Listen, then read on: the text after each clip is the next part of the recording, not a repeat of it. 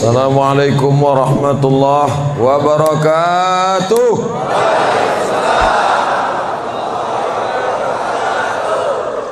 Kita bersyukur kepada Allah dengan mengucapkan Alhamdulillahi Rabbil Alamin.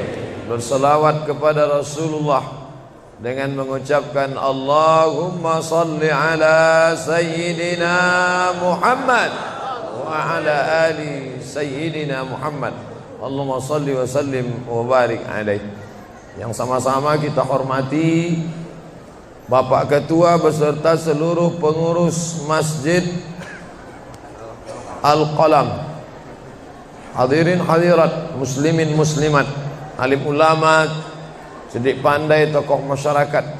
InsyaAllah kita semua dimuliakan Allah Subhanahu wa ta'ala. Amin ya rabbal alamin. Judul kita subuh ini sebagaimana tertulis, untuk apa kita hidup. Itulah agaknya yang dibicarakan ibu-ibu di atas sampai ribut betul. Untuk apa kita ini hidup? Pertanyaan ini tidak bisa dijawab oleh akal manusia. Makanya Sokrates, seorang filosof dulu Yunani, berkata, untuk menjawab mengapa kita hidup, perlu hidup 500 tahun lamanya. Tak cukup umur berpikir untuk apa kita hidup. Sampai akhirnya karena tidak sanggup akal itu menjawab, maka diutuslah Nabi Muhammad sallallahu alaihi wasallam. Mata saya hanya bisa melihat apa yang ada dalam masjid ini saja. Saya tak tahu berapa banyak jamaah di luar. Maka karena mata ini terbatas, saya ini manusia yang lemah. Telinga juga hanya bisa mendengar apa yang dibicarakan sekeliling dan atas saja. Apa yang dibicarakan orang di luar sana saya tak tahu. Maka saya manusia yang lemah. Akal juga begitu, tidak bisa menangkap saya ini habis mati nanti mau kemana. Maka saya manusia lemah. Allah Maha tahu, maka dia kirimlah salah satu makhluknya ingin menjelaskan kau untuk apa, sedang di mana dan akan kemana. Dan makhluk itu bernama Nabi Muhammad sallallahu alaihi wasallam. Untuk apa hidup? Langsung dijawab, wa ma khalaqtul jinna wal insa illa liya'budun. Tidak ada makhluk yang kuciptakan, baik jin maupun manusia, kecuali untuk beribadah. Cara beribadahnya bagaimana? Langsung dijawab, wa ma arsalnaka illa rahmatan lil alamin. Bagaimana cara perbuatannya? Langsung dijawab, laqad kana lakum fi rasulillahi uswatun hasanah. Maka Al-Quran itu menjawab pertanyaan-pertanyaan. Yas'alunaka 'anil mahid, mereka bertanya kepadamu tentang perempuan haid. Qul huwa adza, katakan itu kotor, tidak baik. Yas'alunaka 'anil yatama, mereka bertanya kepadamu tentang anak yatim. Yas'alunaka 'anil khamri wal maisir, mereka bertanya kepadamu tentang khamar dan judi. Yas'alunaka madza yunfiqun, mereka bertanya kepadamu apa yang mesti mereka sedekahkan. Yas'alunaka 'anil ruh, mereka bertanya kepadamu tentang ruh. Qulir ruhu min amri rabbi, katakan ruh urusan Allah Subhanahu wa taala. Wa ma utitum minal ilmi illa qalila, tidaklah kamu diberi pengetahuan tentang itu melainkan hanya sedikit saja. Jadi Al-Quran menjawab berbagai pertanyaan yang tak dapat dijawab oleh survei, tak dapat dijawab oleh lembaga penelitian riset. Dia menjawab apa yang tak bisa dijawab akal manusia. Pepatah Melayu berkata, kalau galah panjang sejengkal, jangan laut hendak diduga. Galah artinya bambu. Orang kalau naik rakit, bambu mesti ditanamkan ke dalam sungai. Kalau panjangnya cuma sejengkal, jangan laut hendak diduga. Itulah orang yang terlalu memaksakan akalnya, akhirnya ngomong sendiri dan senyum sendiri. Akhir puncak daripada akal adalah ngomong sendiri, senyum sendiri. Angkot lewat pun dia senyum. Nauzubillah. Oleh sebab itu kita yang sangat rendah, hina ini mengaku lemah. Aku berserah kepada Engkau ya Allah. Berserah itu bahasa Arabnya istislam. Makanya kita ini tadi mengaku di hadapan Allah hanifan musliman. Aku condong kepada kebenaran, musliman, dan aku hanya berserah diri kepada Engkau ya Allah ya Rabbal Alamin.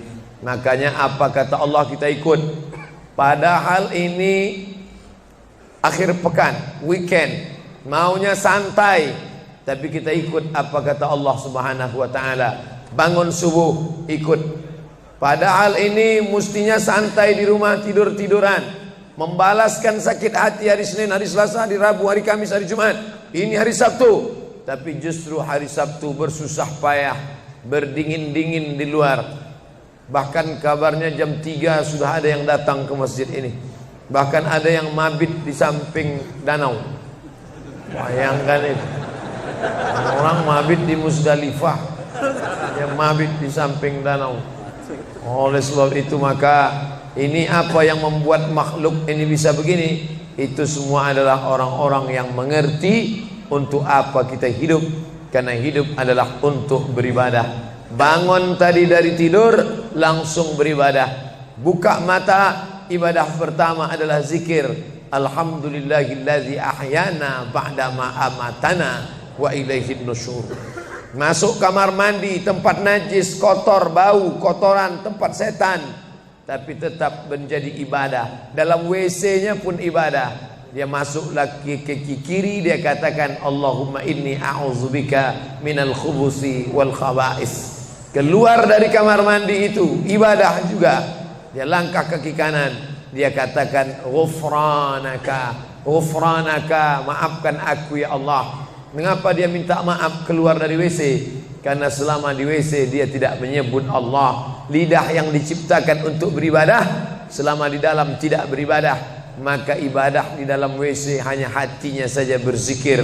Tak boleh menyambut seruan azan. Terdengar suara azan masuk ke WC, Allahu Akbar, Allahu Akbar, Allahu Akbar. Oh, tak boleh. Tak boleh mengucapkan salam. Assalamualaikum, Nabi diam. Assalamualaikum, Nabi diam. 3 kali diucap, Nabi diam. Selesai keluar dari toilet, WC, barulah Nabi menjawab Waalaikumsalam warahmatullah. Karena tidak boleh menyebut nama Allah, maka minta ampun keluar dari WC. Karena lidah yang semestinya dipakai untuk menyebutmu ya Allah, berzikir mengingatmu ya Allah, tadi tak kupakai selama beberapa menit di dalam. Maka dia katakan ghufranaka. Lalu kemudian melihat wajah di cermin, mana tahu ada kotoran di mata. Jangan sampai kita berjumpa sama orang di masjid, orang senyum, kita senyum, yang disenyumkan orang kita. Maka lihat dulu baik-baik.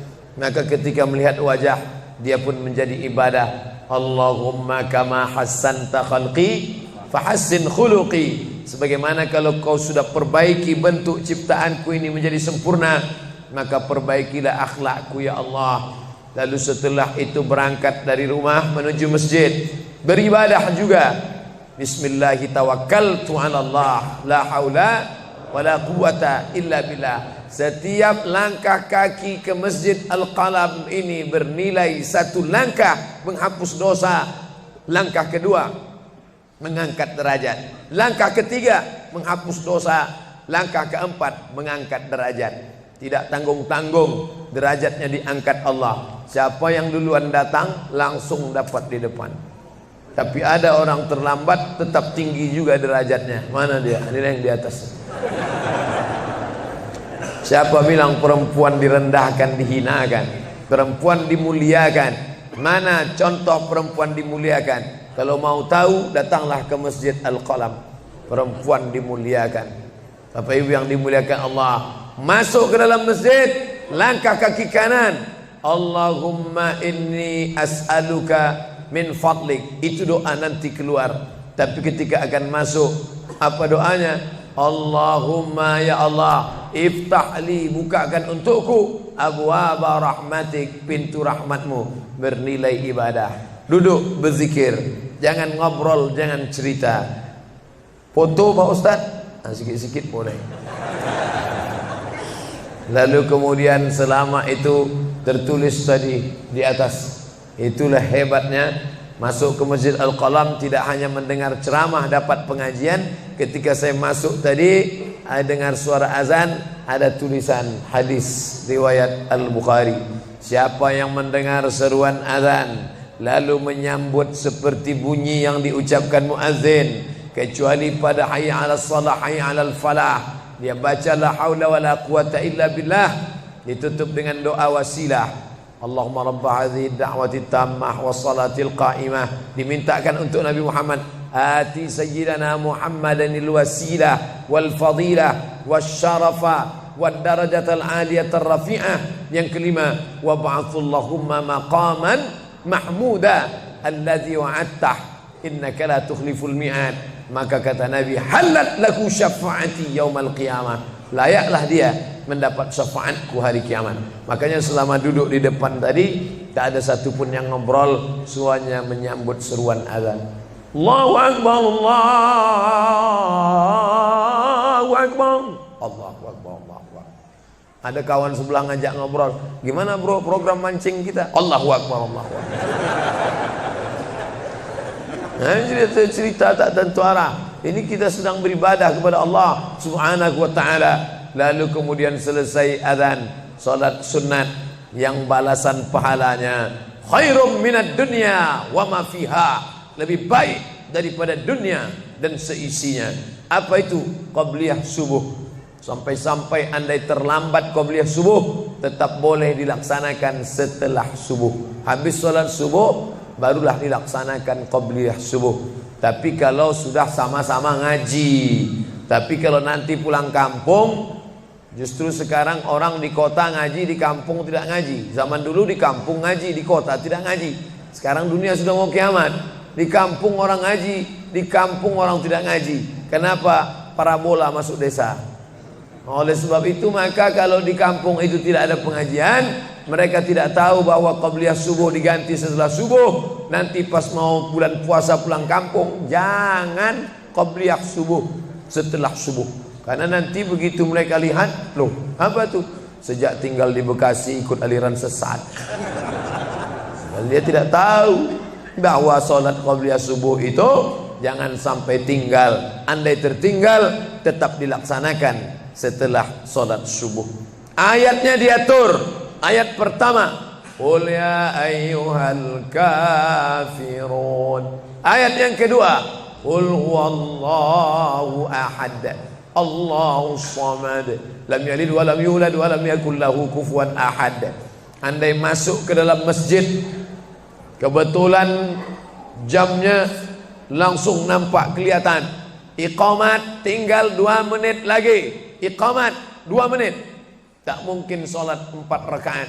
Pilihannya tahiyatul masjid atau qabliyah, qabliyah atau tahiyatul masjid. Kalau melaksanakan tahiyatul masjid tidak dapat qabliyah, tapi kalau melaksanakan qabliyah automatically dapat tahiyatul masjid. Oleh sebab itu andai terlambat, waktu tinggal 2 menit, maka laksanakanlah qabliyah subuh. Tapi jangan gara-gara ini terlambat terus. Yang paling afdal cepat datang. Apa kata jamaah? Yang lambat kan ustaz, kami cepat datang. Bapak Ibu yang dimuliakan Allah Subhanahu wa ta'ala, selesai itu salat subuh. Kalau qabliyahnya lebih baik daripada dunia dan seisinya, apalagi salat subuhnya. Begitulah. Kalau qabliyahnya saja yang pendek ayatnya lebih baik daripada dunia dan seisinya, apalagi salat subuhnya. Lalu pahala salat subuh itu apa? Tak ada yang tahu. Makanya kata Nabi, lau ya'lamuna ma fil atamati was subhi, andai mereka tahu pahala salat subuh berjamaah, la atauhuma habwan, mereka akan datang ke Masjid Al-Qalam walaupun merangkak, habwan, lumpuh, sakit kakinya, dia akan datang. Kursi roda tak ada, yang mendorong tak ada, datang dia ke masjid ini walaupun merangkak. Kenapa mereka tidak datang? Karena mereka tidak tahu. Kenapa mereka tidak tahu? Karena mereka memang tidak cari tahu dan tak mau tahu. dan sampai masanya mereka nanti akan menyesal saat melihat orang-orang mendapatkan balasan. Muttaqiina fiha 'alal araik, mereka duduk di atas kursi-kursi istana surga, tersenyum melihat orang-orang yang dulu tak peduli pada salat subuh. Mudah-mudahan kita semua istiqamah insyaallah. Jadi Ustadz, kalau hidup ini cuma untuk ibadah, sholat, masjid, baca Quran, zikir, gimana kami mau mencari nafkah? Gimana kami mau buka ruko? Gimana kami mau bisnis? Gimana kami mau tanam kelapa sawit? Gimana kami mau proyek batu bara? Gimana kami mau ternak ikan? Ini mesti dipahami bahwa ibadah itu dibagi dua. Satu namanya ibadah mahdhah, pure, original, murni, tidak bercampur dengan apa-apa. Yang satu lagi tidak ibadah tapi bernilai ibadah. Nah, ini mesti dipahami. Bapak yang masuk kantor dari jam 8 pagi sampai jam 4 sore itu ibadah. Karena kalau itu tidak ibadah, habislah waktu kita. Makanya yang bekerja niatkan ibadah. Sehingga kalau istrinya nanya, "Mas kok lama pulang?" Ibadah nih, Mas. Tapi jangan gara-gara ini di kantor itu ibadah, lalu ketika azan di masjid kantor berkumandang, hayya 'alas shalah, dia terus ngetik, "Mas, ayo ke masjid." Enggak, ini pun juga ibadah. Kau ibadah aja ke sana, aku ibadah di sini. Itu juga enggak benar. Karena ibadah itu dibagi dua. Satu yang murni, pure, tidak bercampur dengan apapun, namanya ibadah mahdhah. Salat, baca Quran, zikir, iktikaf. Tapi ada satu lagi tidak ibadah, tapi kalau diniatkan dia bernilai ibadah. Termasuk ibu-ibu yang hamil 9 bulan 10 hari, itu ibadah. Kalaulah 9 bulan 10 hari itu tidak ibadah, betapa tidak adilnya Allah. Masa kita yang duduk-duduk di masjid dapat pahala ibadah, dia yang muntahnya, yang ngidamnya tak dapat ibadah. Tadi malam begitu sampai di airport langsung SMS masuk, "Ustadz, keluar dari pintu berapa? Ini ada perempuan ngidam mau ketemu." Saya keluar dari pintu 4, kami sudah standby di pintu 4. Lantai berapa? Lantai paling atas. Oke, sampai di sana lihat perempuan tidak pakai jilbab, pakai celana jeans. Saya udah mau marah. Ini kenapa? Mohon maaf Pak Ustaz, non muslim. Astagfirullah. Rupanya non muslim hamil ngidam mau jumpa Ustaz Somad. Mudah-mudahan anaknya jadi anak soleh. Biasa. Allahu Akbar. Bernilai ibadah. Lalu yang dapat pahala dari itu siapa? Dari mana ibu-ibu hamil muda itu tahu saya? Kenal saya di mana? Padahal dia dari Jawa, saya dari Sumatera. Ternyata ada orang beribadah yang tidak kita sangka ibadah. Tidak ada rukun, tidak ada syarat, tidak ada wajib, tidak ada sunat, tidak ada makruh, tidak ada mubah. Apa ibadahnya? Ya ini, merekam ceramah ini. Merekam ceramah ini ibadah. Memoto itu ibadah. Bayangkan resiko tukang foto. Saya sampai sekarang tukang foto itu resikonya nanti setelah tua matanya gini.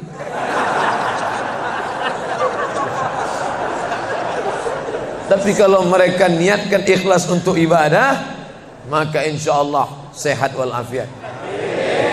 Ini sampai sekarang yang banyak moto-moto ustadz itu mana ada matanya tetap aja sehat. Kenapa? Karena diniatkannya untuk ibadah. Hidup ini kalau berniat ibadah tidak ada capeknya, tidak ada lelahnya. Kenapa? Karena mengharapkan balasan dari Allah. Ilahi anta maksudi wa ridhaka matlubi. Yang kumaksud hanya Engkau ya Allah, dan ridhamu lah yang kucari. Suatu ketika saya sampai di sebuah kabupaten kota, saya tanya ke Pak Bupati, "Pak, ya, kenapa Bapak buat pengajian untuk PNS hari Kamis pagi? Pagi Kamis buat pengajian tabligh akbar. Apa manfaatnya menurut Bapak sebagai pimpinan daerah?" Ternyata Ustadz Somad, kami sudah coba formula macam-macam untuk PNS ini. Pertama kami undang motivator dari Jakarta. Akhirnya di gedung hotel dengan biaya mahal. Lalu kemudian dengan infocus, suara menggelegar. Semangat, semangat, semangat. Keluar dari situ lesu. Motivatornya pulang, pegawai letoy. Akhirnya kami buat undang tentara dengan bapak polisi, baris berbaris, siap, siap. Pak polisi pulang, nggak siap lagi. Ternyata yang disentuh paling mantap bukan fisiknya, bukan matanya, bukan pakai infokus, bukan pakai suara menggelegar, tapi yang disentuh adalah hati. Dan satu yang bisa menyentuh hati itu adalah agama. Itulah makanya ibu bapak coba nanti kalau mau buat praktek, buat satu kotak, buat satu lagi kotak. Ada 2 kotak. Kotak ini buat voucher, namanya sumbangan. Kotak ini buat juga voucher, tulisannya sodakoh. Lihat mana yang paling banyak diambil umat Islam, sumbangan apa sodakoh? Sodakoh, padahal nilainya sama. Sumbangan 100.000, sodakoh 100.000. Bapak ibu silakan ambil untuk anak yatim fakir miskin kita. Pasti voucher yang paling banyak diambil adalah sodakoh. Kenapa? Karena mereka menganggap sumbangan tak ada pahalanya, karena bukan bahasa Arab. Apa dia? Sumbangan. Enggak ada dalam Quran. Ya ayyuhalladzina amanu, sumbangan. Yang ada adalah sodakoh. Innamas sadaqatu lil fuqara wal masakin wal amilina 'alaiha wal muallafati qulubuhum wa fir riqab wal gharimin wa fi sabilillah wa ibnis sabil. Itulah mengapa yang disentuh itu bukan nalar otaknya, tapi yang disentuh itu adalah hatinya. Ala fil jasadi mudghah, ketahuilah dalam jasad itu ada segumpal. Idza salahat salahal jasadu kulluh, kalau yang segumpal itu baik maka yang lain ikut menjadi baik. Wa idza fasadat fasadal jasadu kulluh, kalau yang segumpal itu rusak, jahat, kotor, hitam, gelap, maka yang lain ikut menjadi rusak. Ala wahyal qalb, hati. Jagalah hati. Itu yang selalu dipesankan Ustadz kita Agim, jagalah hati dan kau terseruplah. Bapak Ibu yang dimuliakan Allah, salah satu yang merusak manusia sekuler, membagi 2. Di masjid ibadah, di kantor tidak ibadah, fatal. Di masjid dianggap ibadah. Jangan heran kalau ada orang di masjid khusyuk, takut nengok ke atas, melihat hanya tempat sujud saja. Allahu Akbar, tidak mau lihat ke atas. Kenapa? Dia khusyuk. Tapi di kantor dia lebih setan daripada setan. Kenapa? Berasal dari pemahaman yang salah. Karena dia sudah bagi 2. Di masjid ibadah, di kantor tidak ibadah. Bahkan yang lebih fatal, yang kotor-kotor di kantor bisa dibersihkan di masjid. Kotor. Akhirnya untuk membersihkannya pergi dia ke masjid. Laundry yang paling besar Masjidil Haram. Sampai di sana nangis di pintu Ka'bah. Ya Allah. Dah selesai bersih. Enak aja. Bukan begitu ajaran Islam. Labbaik Allahumma labbaik, labbaik Allahumma labbaik. Apa kata malaikat? La labbaik wala sa'daik. Kau tidak dapat panggilan, kau tak dapat kebahagiaan, kau tak dapat haji mabrur, kau tak dapat surga. Zaduka haram, karena kau berangkat dengan uang haram.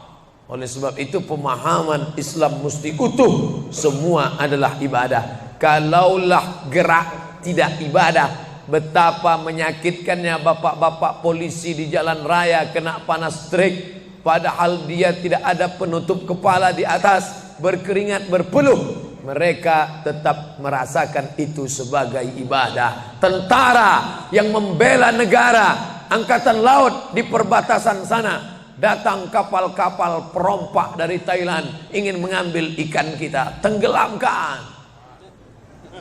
Itu kalau tidak nilai ibadah, dia takut. Jangan-jangan sebelum kita tenggelamkan, kita duluan ditembaknya tenggelam. Maka itu mesti ada nilai ibadah di dalamnya. Itulah yang membangkitkan semangat jihad. Jamaah bertanya, Ustadz kemarin dari Jambi, terus kemudian terbang ke Miri, besok baru pulang ke Pekanbaru. Apa Ustadz? Saya lihat Ustadz dari tadi mengantuk saja. Iyalah, sampai tadi malam ke hotel jam 12, baru tidur jam 1 karena ada yang mau ditulis. Jam 3.30 sudah bangun ceramah. Tapi begitu berjumpa dengan jamaah orang ramai, bangkit semangat. Habis ceramah ini tanya jawab, semangat lagi.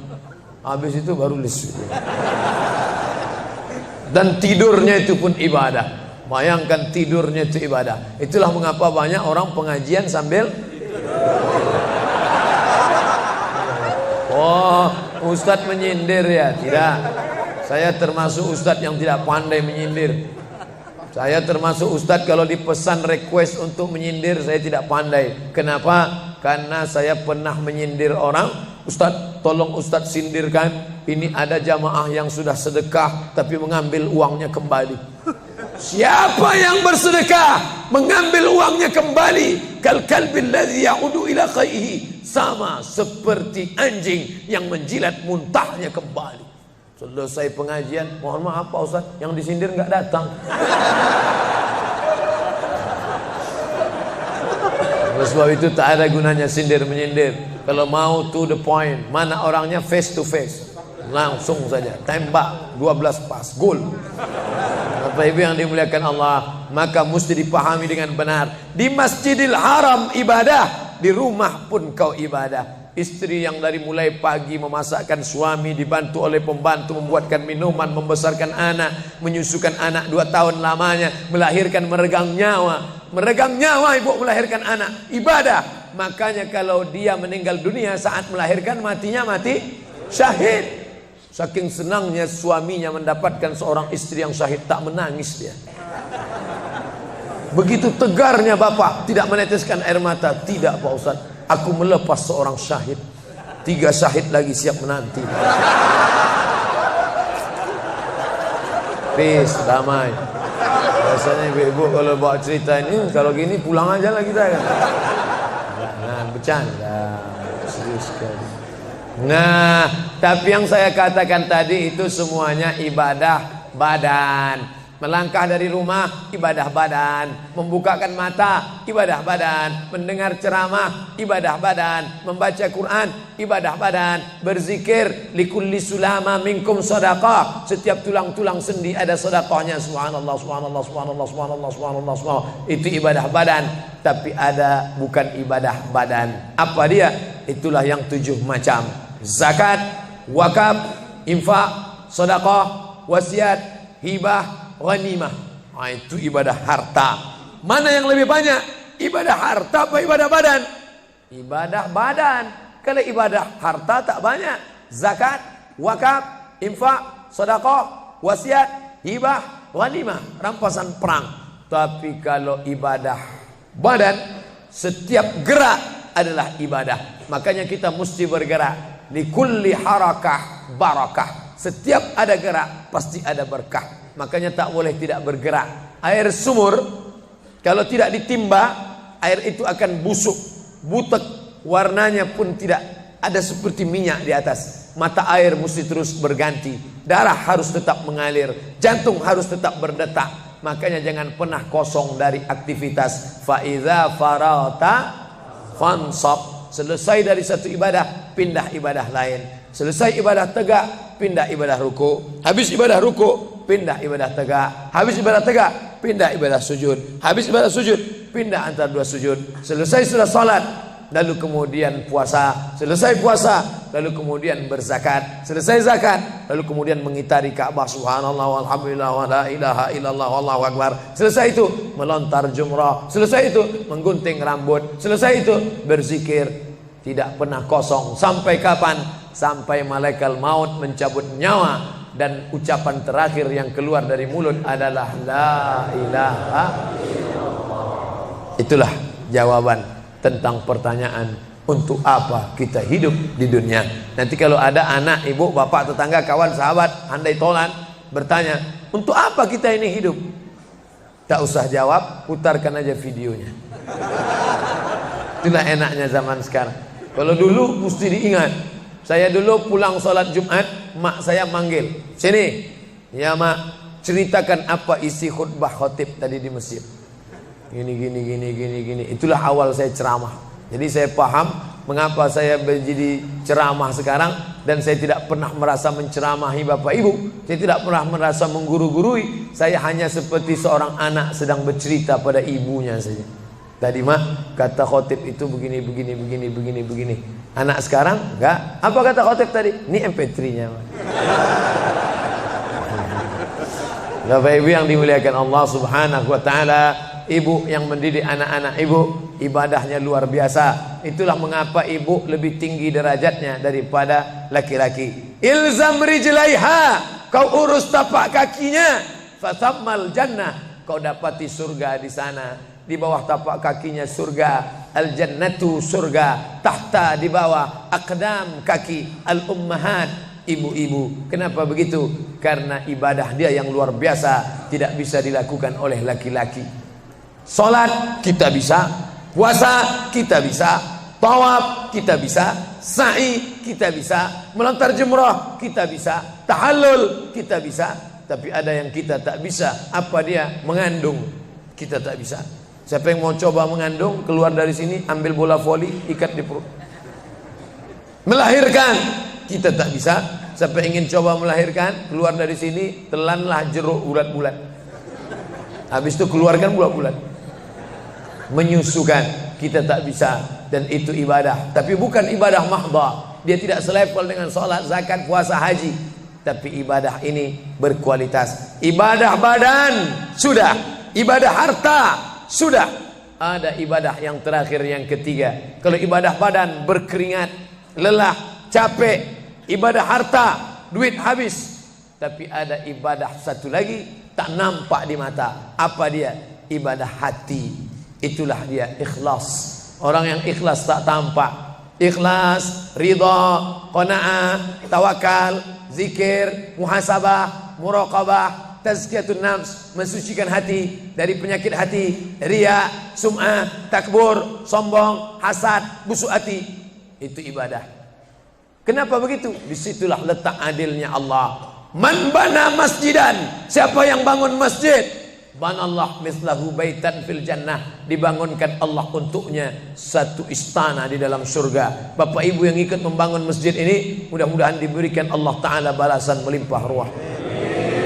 Kami nggak bisa Pak Ustadz, jangankan bangun masjid, buat rumah kami aja kami nggak bisa. Allah Maha Adil. Kalau kau tidak bisa dengan ibadah harta, maka engkau dengan ibadah tangan. Apa dia? Ikut gotong royong masjid.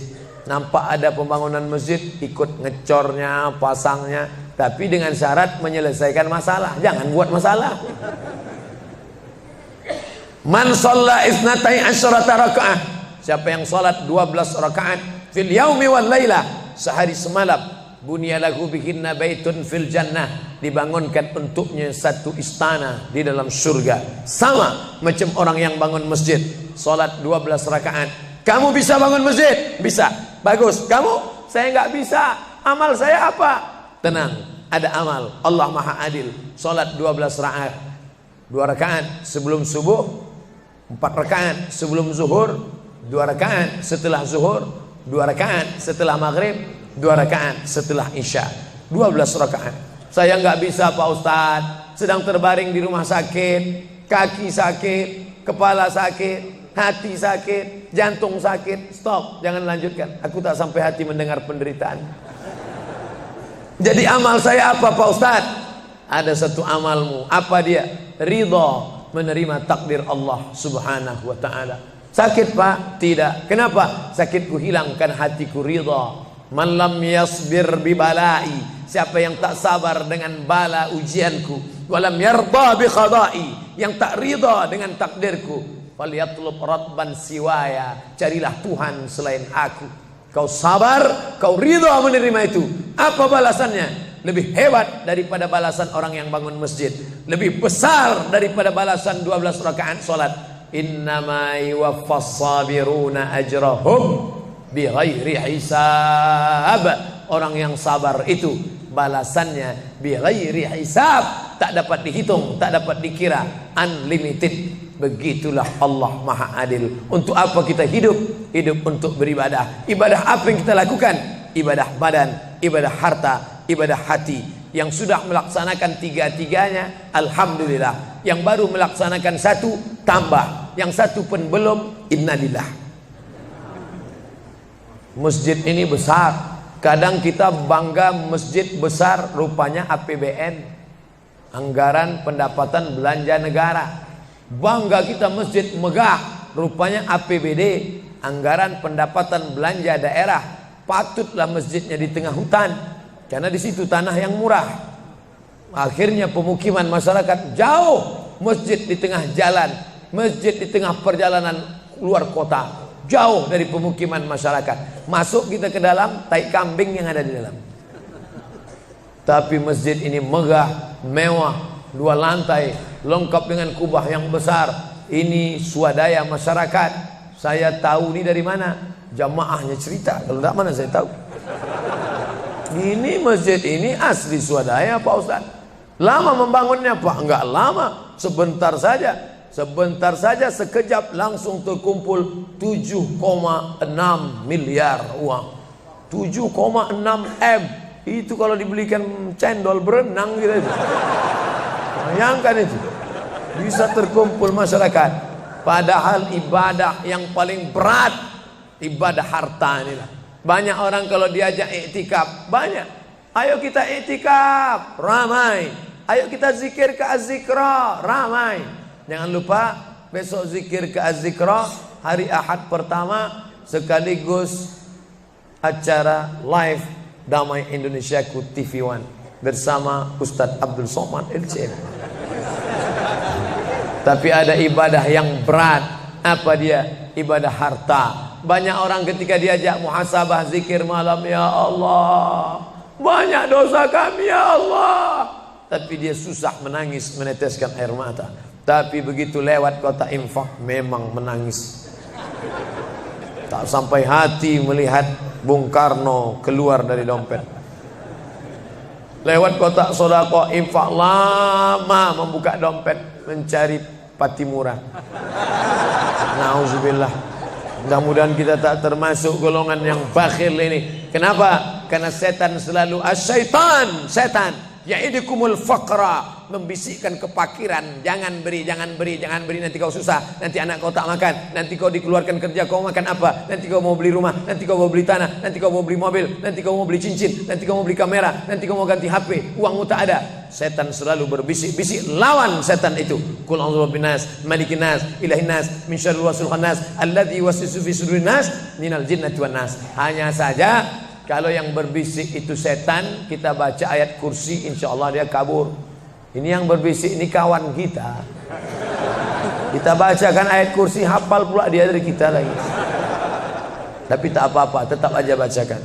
Allahu la ilaha illa huwal hayyul qayyum, la ta'khudhuhu sinatun wa la naum. Hembuskan ke wajahnya.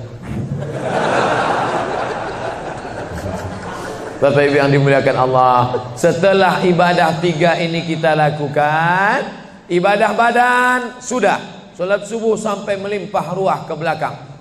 Saya dengar suara hati tadi, lapor, tenda sudah penuh, sudah melimpah ke jalan. Masya Allah. Ibadah harta sudah 7,6 M. Ibadah hati sudah, sabar, ridha, qanaah, tawakal.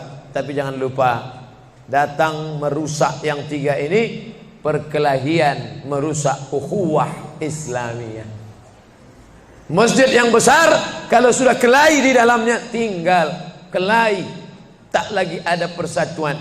Masuk masjid bukan baca doa pintu masuk masjid, malah masuk masjid ngelihat kira-kira dia di mana ya. Oh dia di sana, gua di sini lah. Oh di sini, dia di sini. Sampai akhirnya satu hari terlambat, lupa ngelihat. Allahu Akbar, rupanya dia di samping. Jangan kelahi.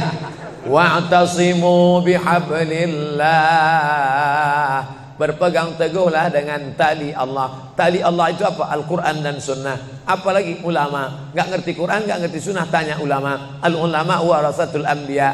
Wa'tasimu bihablillah, berpegang teguh dengan tali Allah. Wala tafarraqu, jangan berpecah belah. Coba lihat bunyi ayatnya. Andai ayat itu sampai bihablillah titik sudah cukup. Berpegang teguhlah dengan cara tali Allah. Cukup. Mengapa ujungnya tetap ditutup? Wala tafarraqu, jangan berpecah belah. Karena banyak orang yang sudah baca Quran, sudah sholat, sudah puasa sunat, tapi hatinya pecah bercabang. Galah patah boleh disambung, kaca retak boleh direkat. Hati rusak, kemana obat akan dicari. Oleh sebab itu kalau ada fitnah-fitnah, tabayun, klarifikasi. Jangan suuzan. Ijtanibu katsiran minaz-zan. Kepengurusan masyarakat, jamaah, sayang kebersamaan rusak. Gara-gara apa? Gara-gara nila setitik rusak susu sebelanga. Gara-gara api di dalam sekam, ada kulit padi bertimbun, di dalamnya itu ada setitik api. Tiba-tiba api menyala. Akhirnya semua menjadi abu. Dan abu dihembus angin, tak berkesan sama sekali. Hilang 3 ibadah. Ibadah badan hilang, ibadah harta hilang, ibadah hati hilang. Gara-gara apa? Berkelahi. Ingat, setan tak pernah berhenti. Inna syaitan, setan ya'isa an ya'budahul musallun. Setan kalau sudah melihat orang sholat, dia tidak lagi goda mereka untuk menyembah. Sembahlah aku, sembahlah aku, sembahlah aku, sembahlah aku. Tidak. Tapi apa yang dia lakukan? Walakin fit tahrish, menanamkan permusuhan ke dalam hati orang yang sholat. Kejaga ini. Jangan kita bertengkar gara-gara masalah khilafiyah. Saya kalau jadi imam di masjid dekat rumah saya jadi imam, saya baca kunut. Dan imam-imam dekat rumah saya itu saya pesan harus baca kunut, karena saya berpegang mazhab Syafi'i. Tapi ketika sholat di Masjid Al-Qalam, saya tidak tahu jamaah di sini pakai kunut apa tidak. Saya tidak ingin merusak kebiasaan mereka. Mana tahu mereka ikut mazhab Hambali, mana tahu mereka Muhammadiyah. Saya tidak tahu. Maka ketika diminta jadi imam, Ustaz jadi imam, patuh. Saya tak mau merusak. Biarlah imam tetap saja. Rupanya imam di Masjid Al-Qalam tidak baca kunut, ya saya tetap ikut sholat. Apakah perlu saya ulang sholat saya? Tidak. Sholat saya sah. Karena apapun ormasmu, apapun mazhabmu, mau NU, mau Muhammadiyah, mau Perti, mau Persis, mau Al-Irsyad, mau Jamaah Tabligh, mau FPI, mau mazhab Hanafi, mazhab Maliki, mazhab Syafi'i, mazhab Hambali, semuanya sepakat sholat subuh itu wajib. Jadi yang wajib aja kita laksanakan. Adapun perbedaan teknisnya, yang satu pakai usolli, yang satu nggak pakai usolli, yang satu ngangkat tangannya ke telinga, yang satu ngangkat tangannya ke bahu, yang satu bismillahnya jahar, yang satu bismillahnya sir, yang satu ayatnya panjang, yang satu ayatnya pendek, yang satu pas mau turun sujud tangan duluan, yang satu lutut duluan, yang satu duduknya tapak kakinya duduk di tapak kaki kiri, yang satu duduknya langsung pantatnya ke lantai, yang satu telunjuknya ngangkat sekali, yang satu berkali-kali. Itu masalah teknis simple sederhana. Ada masalah yang lebih besar. Apa masalah kita yang lebih besar? Membeli tanah baru untuk buat sekolah Islam, membeli tanah baru, ruko baru untuk buat apa? 212 mat. Kita mat, orang Islam belanja di warung Islam. Alangkah indahnya selesai acara sholat subuh bersama, pengajian bersama, selesai itu belanja beras minyak goreng bersama. Serbu. Sehingga bangkitlah ekonomi umat. Berapa pegawai bisa ditampung bekerja? Langsung membeli beras ke tempat-tempat tanaman masyarakat. Sehingga mereka tidak menjadi korban rentenir. Musim menanam diulur, kasih pinjaman pupuk, pinjaman tanah. Masa musim manen ditarik, mereka menjadi korban rentenir lintah darat. Disedot darah mereka sampai kering dan mati. Kita selamatkan dengan apa? Dengan market. Masjid punya market. Saya beberapa kali meresmikan market punya masjid di Masjid Raya Batam, Masjid Agung Batam. Itu di bawahnya ada super mini market untuk menjamaah. Kemarin pulang dari Pulau Bintan, itu juga meresmikan. Di Dumai begitu juga. Ini 212 Mart. Terserah namanya apa. Ada 212 Mart, ada namanya Kita Mart, atau bisa juga buat Somart. Nah, bisa juga. Bapak Ibu yang dimuliakan Allah Subhanahu wa taala, maka visi misi kita ke depan, jauh melihat ke depan. Kami harus punya pusat perbelanjaan komunitas muslim, kami harus punya komplek perumahan muslim. Nah, ini semua yang akan menyelamatkan kita. Kalau sudah begitu, maka mengertilah untuk apa kita hidup, dan setelah itu kita pun mati dalam keadaan tenang. Baru anak kita bisa berkata, mari kita antar jenazah almarhum Abdul Somad menuju tempat peristirahatan terakhir. Karena memang benar-benar istirahat. Tapi berapa banyak orang tidak istirahat? Karena amal badan tak ada, amal harta tak ada, amal hati tak ada, tak pernah memikirkan masjid, tak pernah memikirkan umat, tak pernah memikirkan belanja umat, tak pernah memikirkan pendidikan anak-anak umat. Akhirnya mati yang layak untuk dia. Mari kita antar dia menuju azab pertama, akan menyusul azab-azab berikutnya. Na'udzubillah. Itulah yang dapat saya sampaikan subuh ini, lebih kurang 50 menit. Mudah-mudahan ada manfaatnya. Terima kasih, mohon maaf. Wassalamualaikum warahmatullahi wabarakatuh.